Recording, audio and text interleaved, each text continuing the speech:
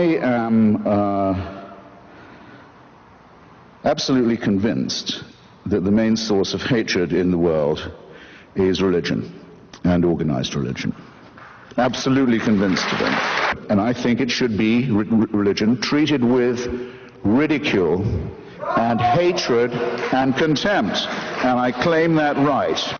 So when I say, as the subtitle of my book, that I think religion poisons everything, I'm not just doing what publishers like and coming up with a provocative subtitle. I mean to say it infects us in our most basic integrity. It says we can't be moral without Big Brother, without a totalitarian permission. It means we can't be good to one another. It means we can't think without this. We must be afraid. We must also be forced to love someone who we fear. The essence of sadomasochism.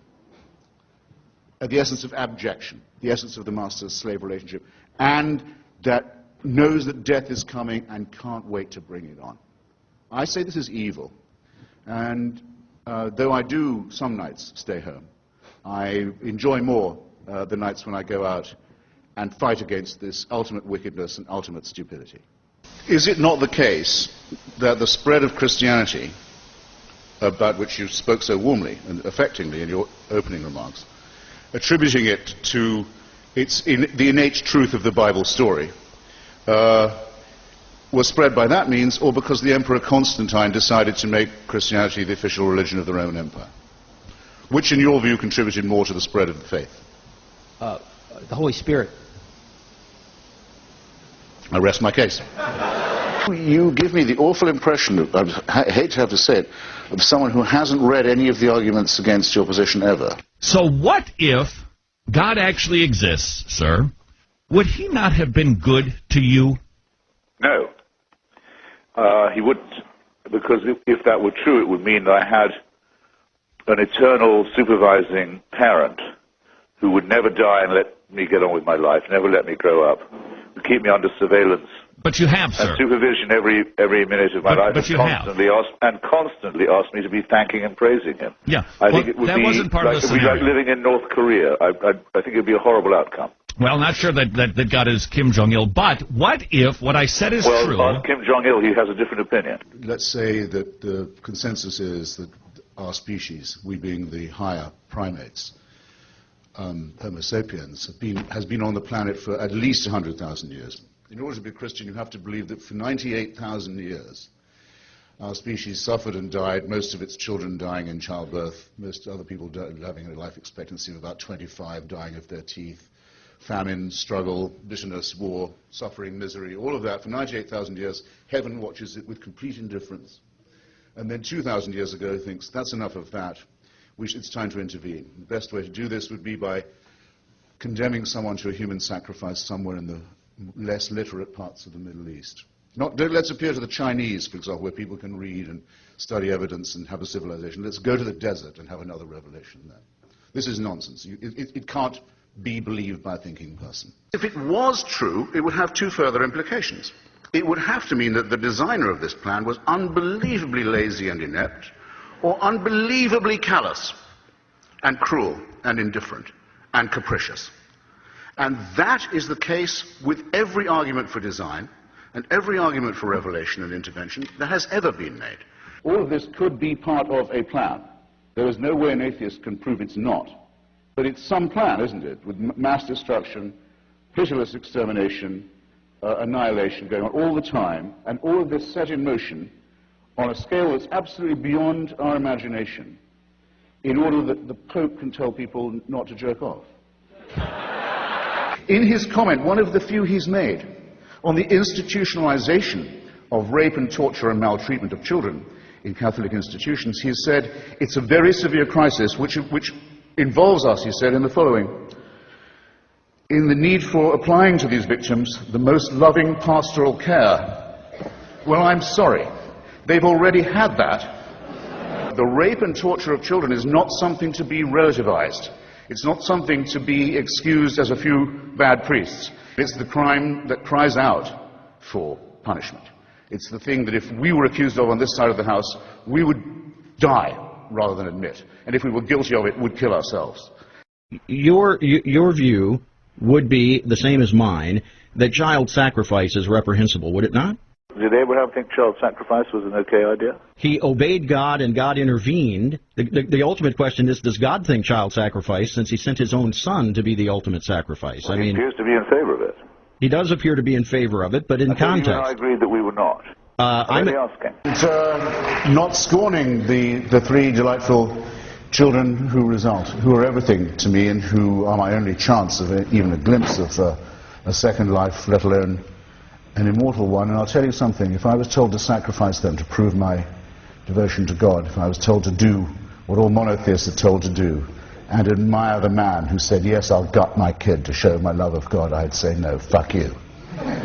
What about Fräulein Freisel in Austria, whose father, unwilling to get out of the way, kept her in a dungeon where she didn't see daylight for 24 years, and came down most nights to rape and to sodomize her, often in front of the children who were the victims of the previous attacks and offenses. Imagine how she must have begged him. Imagine how she must have pleaded. Imagine for how long. Imagine how she must have prayed every day, how she must have beseeched heaven. Imagine, for 24 years, and no answer at all. Nothing. Nothing. Now, you say that's all right that she went through that, because she'll get a better deal in another life? I have to ask you, if you can be morally or ethically serious and postulate such a question. No, that had to happen, and heaven did watch it with indifference, because it knows that score will later on be settled. So it was well worth her going through it. She'll have a better time next time. I don't see how you can look anyone in the face, or live with yourself, and say anything so hideously, wickedly immoral as that, or even imply it. There, that's my answer. Do you believe that God, if he's provided everything for you, has rights on your life? No. Because? Why should he? What gives him this right? Because he owns you. He's created everything for you. He's kept you alive. Well, I don't want to be owned. I don't want to be owned, and I don't recognize anyone's right to own me. So ownership is a bad thing? Of people, yes. Oh, okay. It's been widely considered. I mean, I know the Bible does call for slavery, as it calls for genocide, but that doesn't make it right. It is a horrible idea that there is somebody who owns us, who makes us, who supervises us, waking and sleeping, who knows our thoughts, who can convict us of thought crime, just for what we think, who can judge us while we sleep for things that might occur to us in our dreams, who can create us sick, as apparently we are, and then order us on pain of eternal torture to be well again. To demand this, to wish this to be true, is to wish to live as an abject slave. You've made the worst concession already. You've already said you're a slave. So, well, absolutely. After that, mere obedience to orders is a small offense. I readily admit that I'm a slave. I'm a slave of the Lord Jesus Christ. I'm glad of your chains. Yeah, well... it's absolutely fine for you, but you must leave me out of it. I don't want to be told that I have to obey these laws too, or that my children have to be taught this in school, or that laws have to be written to gratify the bizarre beliefs of a cult like yours. Well, but... That's the thing I would need you to understand. You're quite Sure. happy to believe this. Why can't you keep it to yourself? Why can't you keep your atheism to yourself? Because the religious won't allow me to. Because every time I open the paper, there's another instance of theocratic encroachment on free society, which I won't put up with which I will not put. Well, that's clear. What about the most important minority in the history of the world? Those who have never believed in God, those who believe that an ethical life is possible without religion. We have to be insulted and outraged every day by what we see, what we read. By slaughter and murder. Slaughter and murder and barbarism and insult and superstitious nonsense. We do not reply in kind. We don't say, we'll go and kill you if you go on insulting us like this. Do we get no credit for saying this? When has anyone ever said, what's it like to be insulted, as someone who thinks that civilization is a real thing? Why is it always interfaith? Why is it always interdenominational? Why can't we say that all of these cults are equal and equivalent glimpses of the untrue? I know what's coming. I know no one beats these odds. And it's a matter of getting used to that and growing up and realizing that you're expelled from your mother's uterus as if shot from a cannon towards a barn door studded with old nail files and rusty hooks. It's a matter of how you use up the intervening time in an intelligent and ironic way, and try not to do everything ghastly to your fellow creatures. I think it will one day be admitted with shame that it might have been in error to say that AIDS is bad as a disease, very bad, but not quite as bad as condoms are bad, or not as immoral in the same way. I say it in the presence of His grace, and I say it to His face. The preachings of His church are responsible for the death and suffering and misery of millions of His brother and sister Africans, and He should apologize for it. He should show some shame.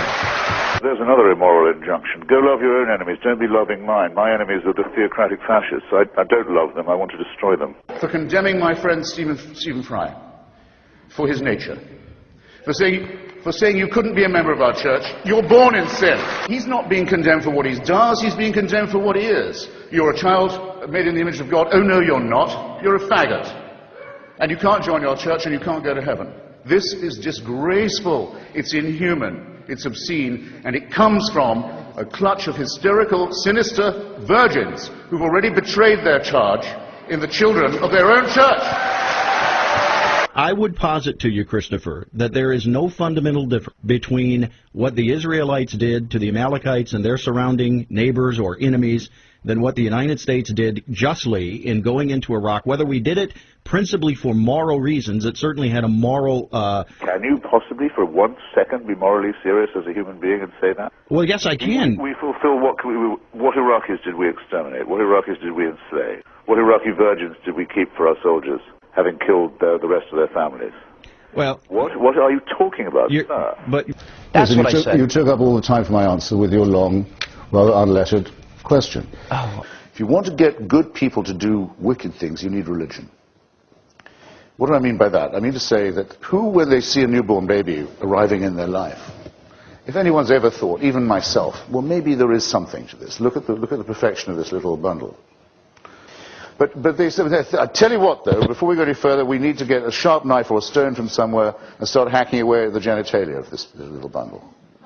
Because if we don't, we won't be doing God's will. Now, no moral person would do such a thing unless they thought it was divinely warranted. Christopher, I've got to call you down on referring to circumcision as genital mutilation. My son cried more at his first haircut than he did at his bris. And statistically... You weren't doing it right, then. Statistically, the only long-term effect that it seems to have on people is it increases their chances of winning a Nobel Prize. I can't find the compulsory mutilation of the genitals of children a subject for humor in that way, or flippancy in that way. What if a Muslim was to say to you just now, my little girl cried more at her first haircut than when I cut off her clitoris? What would you think of me if I was to say such a disgusting thing?